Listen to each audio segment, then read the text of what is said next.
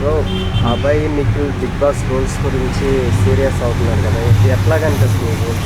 నాకు అక్కడ అబ్బాయి నిఖిల్ అంటే అబ్బాయి ఎక్కువ రియాక్ట్ అయినట్టు అనిపిస్తుంది ప్రతిదానికి. నిఖిల్ కొంచెం తక్కువే సో దాని మీద. సో అబ్బాయి అయితే ఎక్కువ ఓవర్గా మాట్లాడేయడం, బిగ్ బాస్ని ఎలా పడితే అలా మాట్లాడేయడం, వాడికి మైండ్ ఉందా లేదంటే అది ఇదని వాడు వీడని మాట్లాడడం, ఆ మాట్లాడడం ఏదైతే ఉందో అదైతే కరెక్ట్ కాదు.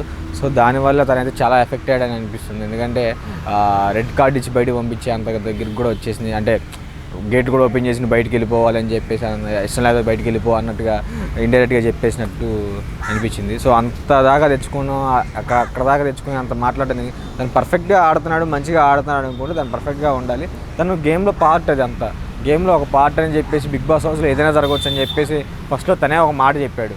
అలా చెప్పిన అతను మరి అది అంతా యాక్సెప్ట్ చేయకుండా మరి ఇప్పుడు అంత గొడవ చేయడం అనేది కరెక్ట్ కాదనిపిస్తుంది. సో ఆయన మంచి ప్లేయర్. సో తన గేమ్ తను ఆడుకుంటూ ఉంటే ఇలాంటి చిన్న చిన్న ఆటికి రియాక్ట్ అవ్వకుండా ఉంటే బాగోదనిపిస్తుంది. సో ఒకసారి భయపడ్డాడు ఆయన, ఎందుకంటే ఎక్కడ వెళ్ళిపోమంటారా, ఎక్కడ మళ్ళీ ఇదని చెప్పేసి భయపడ్డాడు. అసలు ఆ డోర్లు తెలిసినప్పుడు చూడాలి ఆ మొహం. ఒకసారి ఆ మొహం వైపు జూమ్ చేసి చూస్తే మీకు అర్థమైపోద్ది. నేనేం చేయాలి, అంత అమాయకంగా పెట్టేసి అరే నేను నాకు సెట్ అవ్వలేదు ఆ అమ్మాయికి మొహం. బట్ కాకపోయినా అంతకన్నా ఎక్కువ అమాయకంగా పెట్టేసి నాకేం సంబంధం లేదు ఒక విధంగా ఆ గట్టి పట్టుకుంటే ఏడ్చేసేయడేమో.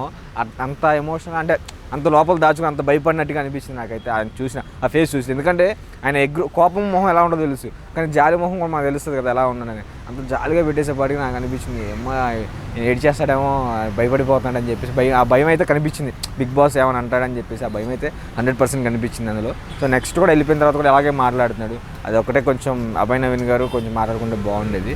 సో మాట్లాడేసి రేపు పొద్దున నాగార్జున వచ్చిందా ఖచ్చితంగా మాట్లాడతారు. ఒకళ్ళు రెడ్ కార్డు గ్రీన్ కార్డు ఏదో ఒక కార్డు ఇచ్చి నేను పక్కకి వెళ్ళయ్యా అనొచ్చు అనే ఛాన్స్ అయితే ఉన్నాయని నాకు అనిపిస్తుంది అనమాట.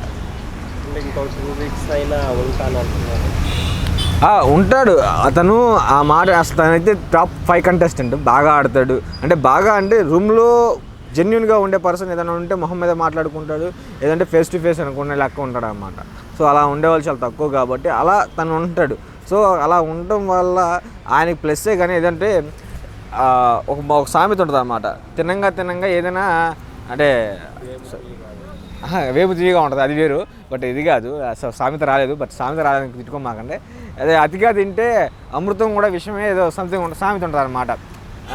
అలా ఏదైనా సరే మంచితనం కూడా ఎక్కువ అయిపోయినా అది ప్రాబ్లం కింద వస్తుంది. ఎందుకంటే నేను స్ట్రైట్ ఫార్వర్డ్గా ఉంటా, నేను మంచివాడిని, నేను ఏదైనా కరెక్ట్గా మాట్లాడేస్తాను అంటే అది కుదరదు కదా. సో కరెక్ట్గా మాట్లాడు, కానీ అది పాయింట్ ఒకరిని తిట్టేలాగా, ఒకరిని కిర్చపరిచేలాగా, లేదంటే ఎదుటి వాళ్ళని ఏదో అనేలాగా అదనే తప్పు. సో అలా బిగ్ బాస్ అనేది ఎందుకంటే ఒక పెద్ద ప్లాట్ఫామ్ అది. సో అక్కడ ఆయన వల్ల ఏమీ బిగ్ బాస్ రన్ అవ్వట్లేదు కదా. సో మా వల్ల రన్ అవుతుంది అన్నట్టుగా ఫీలింగ్తో మాట్లాడారా, లేదంటే కొంచెం ఎక్కువ ఇదిగా మాట్లాడారో తెలియదు కానీ అభయ్ గారు. బట్ కాకపోతే అది కొంచెం కరెక్ట్ కాదనిపించింది అక్కడ అభయ్ నవీన్ మాట్లాడేది. కంప్లీట్ డిజాస్టర్ కదా, వన్ ఆఫ్ ద డిజాస్టర్ ఆయనే. నేను ఎంతవరకు చూడలేదు బిగ్ బాస్ని ఎంత గలీజ్గా మాట్లాడిన అతను ఎవరు లేరు అనమాట. ఇప్పుడు చూసుకున్నా గడిచిన 7 సీజన్స్లో కూడా ఎప్పుడు బిగ్ బాస్ అనేది పాయింట్అవుట్ చేశారు కానీ బట్ ఇలా మాట్లాడలేదు. ఎందుకంటే బయటికి వెళ్ళినా కూడా నీ బిగ్ బాస్ ఫ్రాడ్ బాస్ అని చెప్పేసి అంటాను.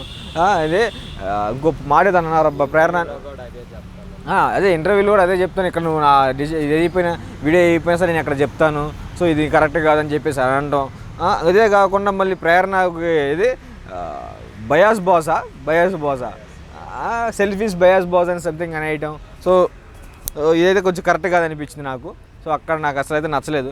ఇక అక్కడ తను అనే మాటలు కానీ తను చేసేది కానీ చాలా అసలు అంటే అంత పెద్ద అతనికి అంతా తెలుసు కదా, ఎందుకు అంత ఓవర్గా మాట్లాడడం అనిపించింది. బయాస్ బాస్ అని చెప్పేసి ఇంకా ఏదో అనేసేసి.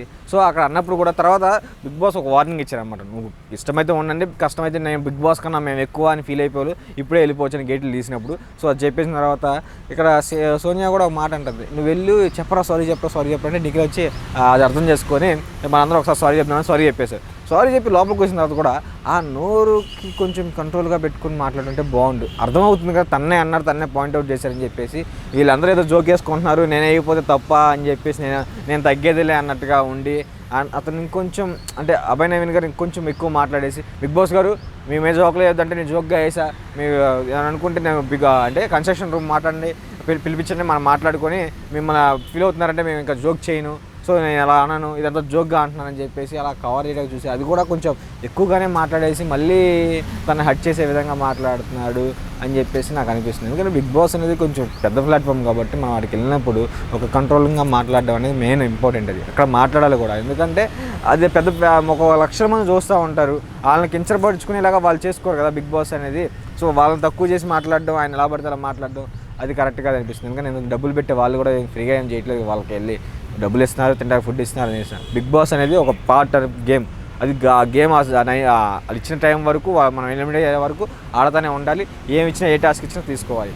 సో ఇక్కడ బిగ్ బాస్ అయితే గట్టిగా వార్నింగ్ అయితే గట్టిగా ఇచ్చాడు ఆయనకి, అలాగే ఇవ్వాలి కూడా. ఎందుకంటే ఆయనకే కాదు మిగతా వాళ్ళకి కూడా గట్టిగా వార్నింగ్ ఇచ్చినట్టు అది. ఎందుకంటే ఇంకా నీ సులకంగా మాట్లాడే, కొంచెం తక్కువగా మాట్లాడే వాళ్ళందరికీ ఆ పెద్ద వార్నింగ్ అనేది అనుకోవాలి మనం అది.